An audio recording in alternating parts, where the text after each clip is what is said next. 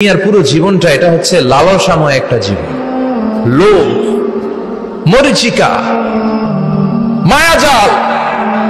এই মায়াজালে আমরা আটকে আছি, ফলে মৃত্যুর কথা আমরা ভুলে গিয়েছি। পাগলের মতো ছুটছি, আরো টাকা লাগবে, আরো খ্যাতি লাগবে, আরো যশ লাগবে, আরো দাপট লাগবে। আমার এত টাকা দিয়ে কি হবে? এত সম্পদ দিয়ে কি হবে? এত ব্যস্ততা দিয়ে কি হবে? তোমার স্টপ, থামুন, অনেক হয়েছে। আন্না, থামুন, take a rest, take a breath and think about death. Think that you have to go back to your Lord.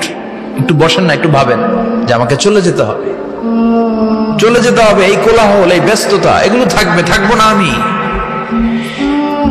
সাইয়েদনা Omar Faruk বলেছেন, মুতু ক্বাবলা আন তামুতু, মরার আগে একবার মরো।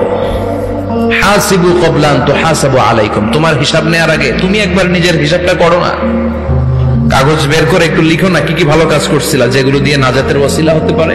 1 2 3, আর কি কি আকাম কুকাম করছো দেখো না, লিখে দেখো তোমার অবস্থাটা কি। মরার আগে একবার মরো। মরার আগে খাটের মধ্যে শুয়ে শটান করে চোখ বন্ধ করে একবার মরার ভান করে দেখেন কেমন লাগে। চোখটা বন্ধ করেন আর ভাবেন আপনি নাই, কি কি হতে পারে ভাবেন।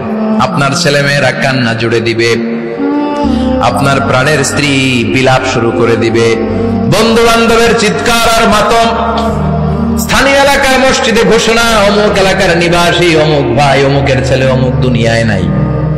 সব আত্মীয়রা চলে আসবে, ফেসবুকে স্ট্যাটাস দেয়া হবে, সবাই সবাইকে জানাবে বিকাল 4টায় অমুক হাই স্কুল ময়দানে আপনার জানাজা।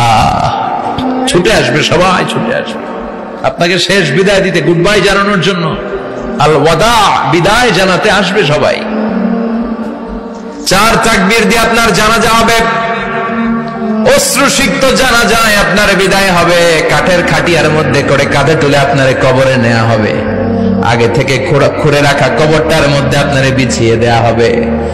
বাঁশের কচি দিয়ে তার উপরে মাটির চাপা দিয়ে সব চলে যাবে।